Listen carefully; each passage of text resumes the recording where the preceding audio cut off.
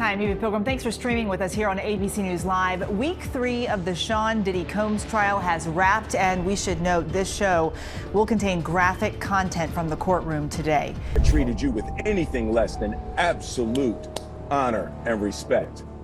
My deepest, most humble apologies, brother. I'm at a point in my life like we all grew up in the streets and we try to be better, but they labeled us felons, sent us back to jail.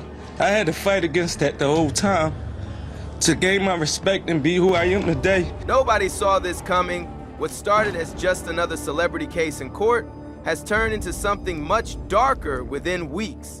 Sean Diddy Combs, once the music mogul praised for building stars, is now surrounded by witnesses, sealed evidence, and disturbing recordings. And guess what? Some names being whispered around are big. So big they can make your jaw drop. But the most disturbing part of this case, witnesses say it was so graphic Diddy's daughters couldn't hold still. They staged a walkout without a word. But what really hit like a punch to the gut? Diddy's own daughters. They walked out of that courtroom looking haunted. Not a word, not a glance at the cameras. Pale, hollow. It's right after the audio played, and the weight of it all hit them like a truck. People watching said it made everything 10 times more real. This wasn't gossip anymore. This was devastation.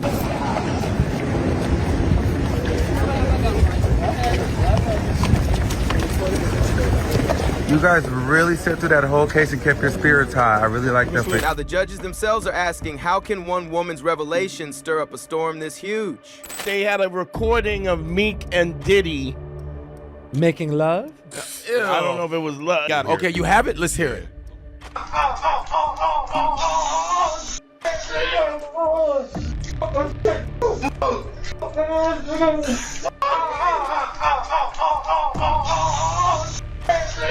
What?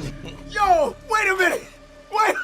You didn't hear this? No. Now, Miran, what does that sound authentic? Play it for him absolutely. again. Oh my God. Yeah, just really give it a good listen.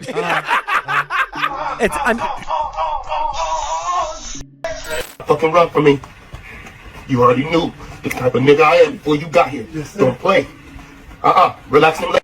The moment that audio was played in the courtroom, the whole atmosphere changed. No video. And trust me, nobody was ready for the content. What was heard in that room has never been released to the public, but those who were there say it wasn't just disturbing, it was horrifying. A woman's voice, a man's voice, sounds of something happening that no one wanted to describe out loud. Diddy's name was mentioned, but so were others. Will Smith, Meek Mill, and influential others. I'll only reveal towards the end of this video.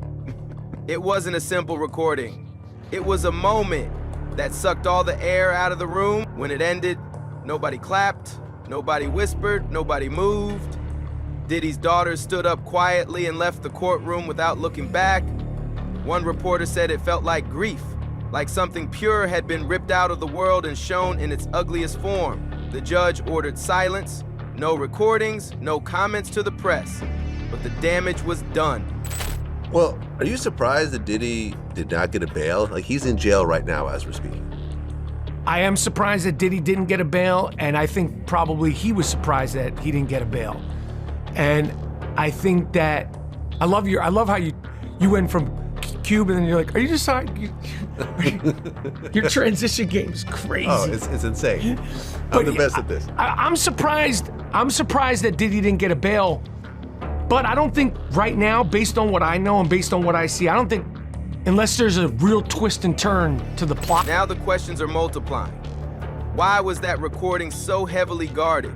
Who else was on it? And why are the names involved the kind that no one wants to speak aloud unless they have a lawyer? 5 witnesses testified this week, 2 former employees, a Los Angeles police officer, fire department investigator, and a celebrity stylist.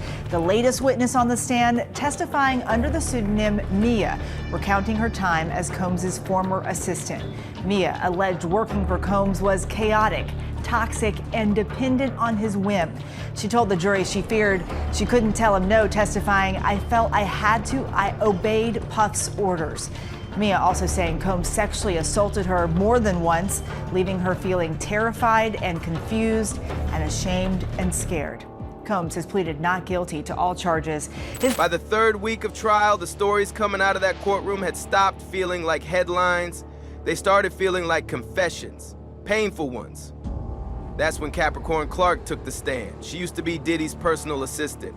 But what she described wasn't just hard work or long hours. It was fear. Real fear. She talked about being forced into a car at gunpoint, not once, but several times. Once, she said, she was taken to Kid Cudi's house after Diddy allegedly said he wanted him gone for dating Cassie. Another time, she was locked inside a broken-down office and hooked up to a lie detector machine 5 days in a row. The man giving the test told her, if you flunk, we'll throw you in the East River. Let's have a conversation about, that time period in your life. Oh my gosh, she was already breaking down because the defense was pushing and pushing and pushing, and it worked to the prosecution's favor because she literally broke down. But the prosecutors are like, well, let's get into it, because they also brought up this meeting that she had in April 2024. This is after the raids had happened and all that stuff, right? And the defense tried to make it seem like, again, this is you just trying to come back and work for Puff, and why would you do that? You're willing to stand beside him after all these things have happened, but you had these claims, the settlement or whatever. Prosecution's like, please explain why you want to do that meeting. Y'all, when I tell y'all, she's bawling in tears, and we're all just like, wow. She's like, look, I thought... She wasn't the only one. Dawn Richard, once a member of Danity Kane and a longtime collaborator with Diddy, gave her own testimony. And she backed Cassie's story word for word. She remembered a day in 2009 when Cassie was late with dinner. Diddy snapped. He grabbed a skillet filled with eggs and tried to hit her in the head. No one helped. Not Dawn. Not anyone. They were all scared. The next day, Diddy told them it was just passion and warned them to stay quiet or disappear. That word hung in the air like a threat too real to ignore.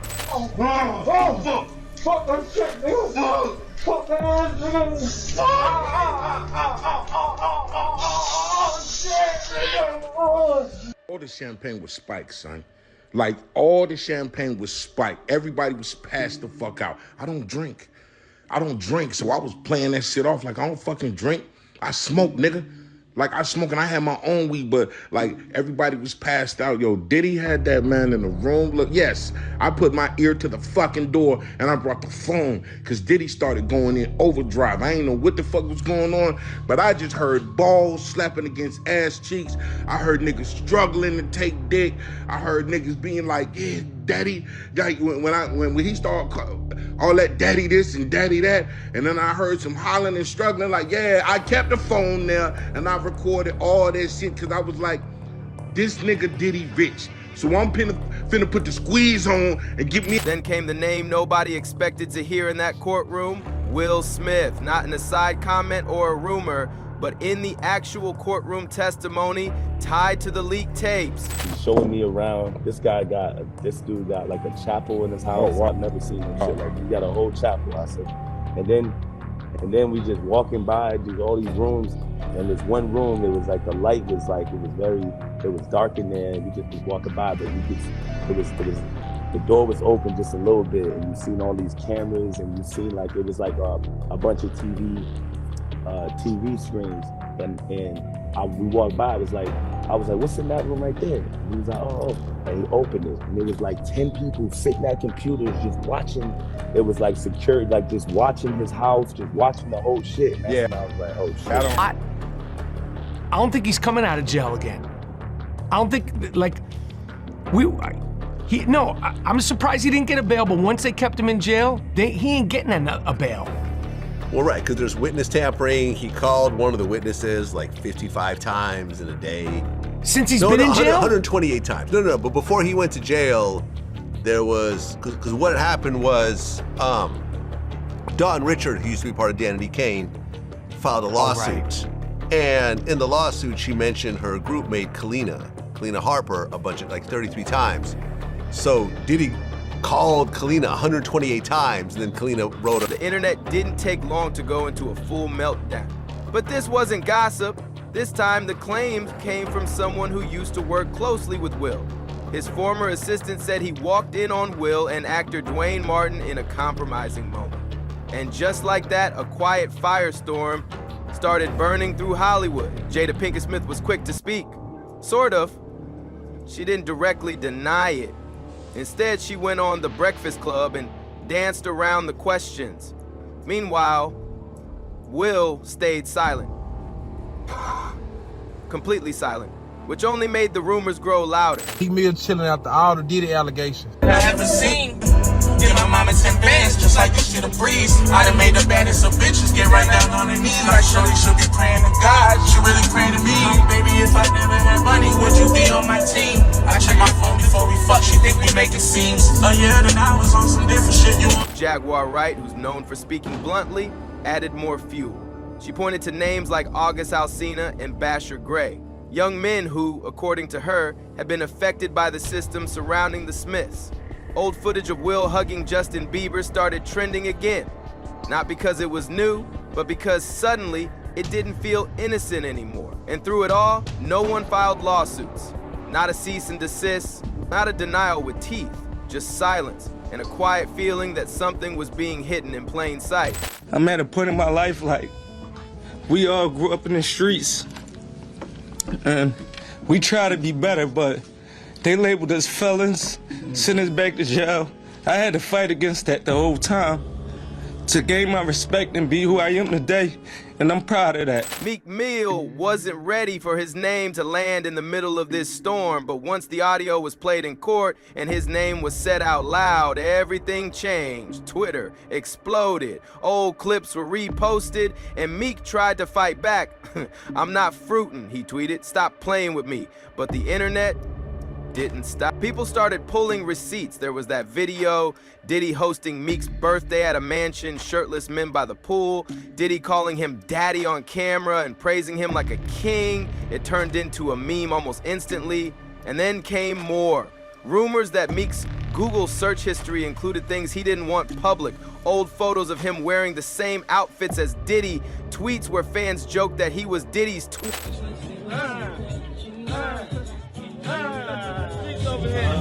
We do this shit for our family, our sons, whatever they taught us in the streets. We grew up looking up to niggas. I looked up to niggas like Puff, but y'all was on TV, I was so far gone. We grew up looking up to niggas on the corner that was on a corner for 25 years, and then I got in the game, and I got a chance to brush shoulders with niggas that's setting motherfucking family legacies. You ready? I'm ready. You ready? Next up, for real. I see you. Meek had always been seen as tough, gritty, the street-raised rapper. But now, with his name tied to those court tapes, all the jokes started feeling serious. His meltdown didn't help. It made people wonder if there's nothing to hide, why panic? And if Diddy was daddy, what else had been going on behind closed doors that nobody dared say out loud? With your pop, a nigga that's rich getting money, appreciate that shit. You know what I'm saying? I got a son now. I ain't had no pop. I got a son now, so I'm trying to do it like that, nigga. Where I'm in somewhere in the middle of California. I got a house. My son got a house. My son getting money. I'm getting money. That's what we doing it for. Me and our whole family. Shout out to the Coen fam, for real. This shit for real. Yeah, no, hell yeah. Puff took the sacrifice. Now it's on. Now it's y'all turn.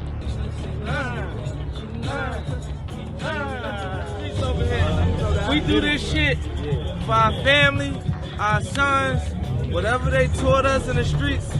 We grew up looking up to niggas. I looked up to niggas like Puff, but y'all was on TV, I was so far gone. We grew up looking up to niggas on the corner that was... When Homeland Security raided Diddy's hotel suite, nobody expected what they'd find to hit so hard.